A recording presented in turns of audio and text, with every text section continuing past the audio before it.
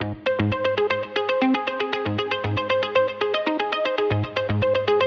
now we're talking about lighting. Lighting is an extremely important determinant of streaming quality. Even a single chip camera can produce great results with excellent lighting. And then just what we talked about, the distance from the camera to the subject is also critical because when you zoom in, you're going to lose light to the sensor.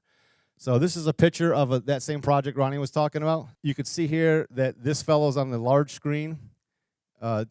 It's a photo, but you can see there's plenty of good broadcast lighting in the front of the stage. So if you look at what we designed here, the stage area down in front of the steps, that's all nice broadcast quality, even color temperature lighting. Behind that, you see all the blues and the accent lighting. It's two different types and two different processes. One is for a look, a mood, a feel, to light the set and scenery behind. That could be blue, it could be green tomorrow, it could be half green, half blue, but the light where the pastor and the people are going to stand is good broadcast lighting. Now that's going to basically mean that we want to have what we call 3-point lighting. Anybody ever heard of that before? Okay, a couple people.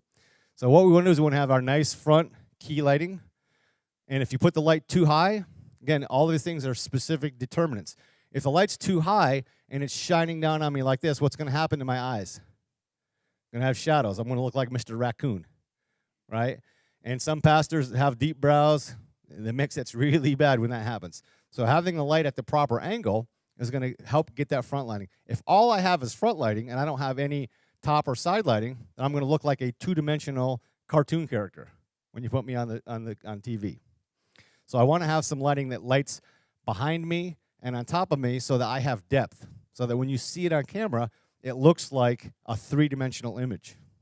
So we're talking to the consultant and we're saying, okay, we want to do video streaming. The church board tells you this, or your company board says we want to be able to do this. What do we need to worry about lighting-wise? Well, where is the pastor going to go? That's a question that most people forget. They think, well, pastor's going to stay right here. Well, maybe that pastor is, but what about the guy that comes in next week? Maybe he's the guy that wants to come over here, right? We've had pastors that want to get all the way out here.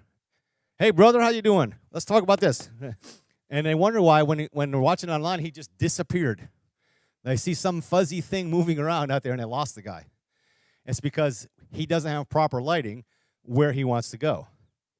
We've done a couple churches where we had to actually light the first third of the congregation because the pastor, on any given second, might run down there and start talking to people. And guess what? That's part of understanding what your particular application is. That's why we can't say it's, well, you just do this and this. Everybody's got a different application. Sometimes if the pastor just stands here, guess what? That's easy to light. I got one area. But what if the pastor comes over here? Now, is he too hot? What if he walks over here? You know, understanding that particular positioning is really critical to getting good lighting. Make sense, everybody? Pretty straightforward, right?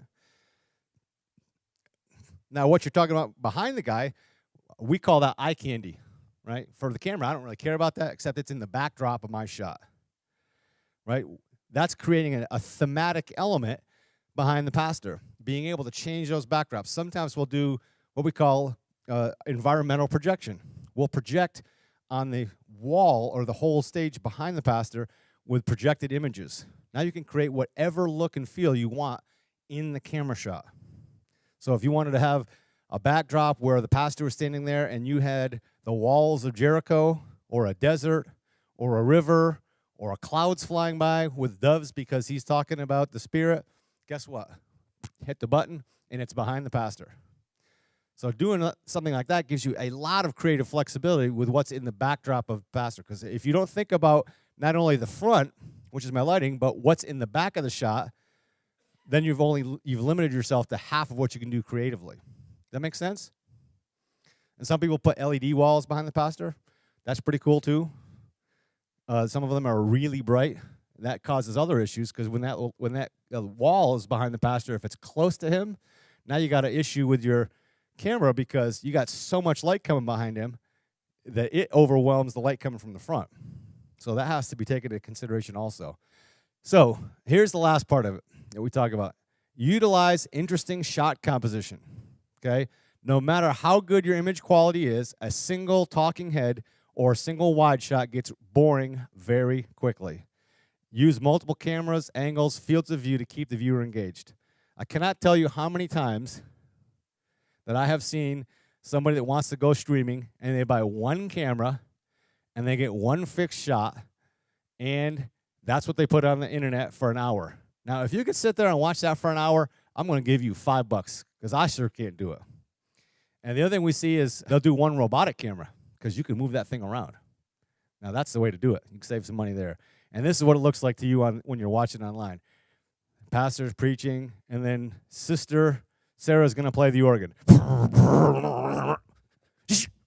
There's a shot. And then she's done playing the organ. It's going back to the pastor.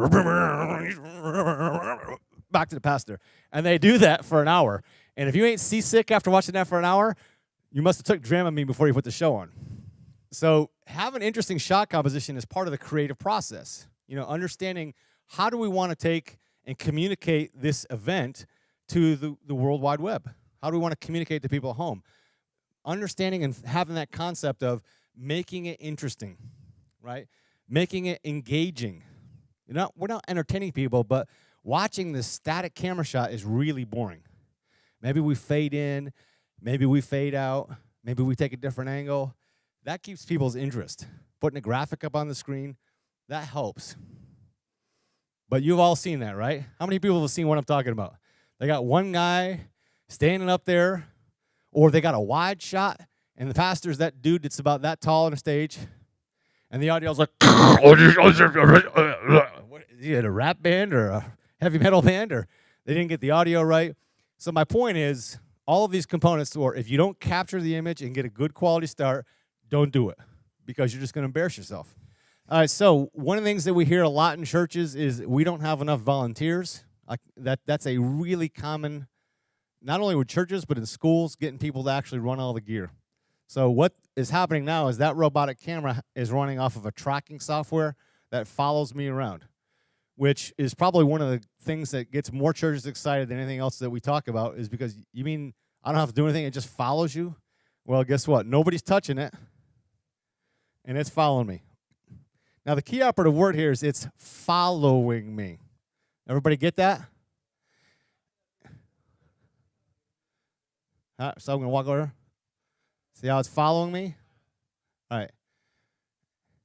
Now, the thing is, a robotic camera will never do what a man camera can do. All right? A man camera guy can see with his eye that you're moving and instinctively lead you with the camera. He'll do it automatically, instinctively, because your brain tells you he's moving that way. I need to lead him that way. The robotic camera will follow me. So as I'm walking, you can see the camera's kind of following behind me. See it? But guess what? If you want to take that shot and you want to have a shot where the pastor is in the frame and you don't have to have some guy that's not falling asleep, that's a great tool. But know the difference that this is going to follow me, not lead me, like a manned operator would do. Now, what it's done is the camera has done a actual wireframing picture of me, and it stored it in a computer, and the software is picking me out off the background. When I move around, that software is following where I go because it's already captured me in its memory bank. You can have multiple speakers and multiple pastors, different shapes and sizes of people, different zooms, and the software will remember what you set up. So if you want to do a tight shot of just this face shape or a wide shot of my body shape, you can program any of those multiple shots into that software, and it will remember those.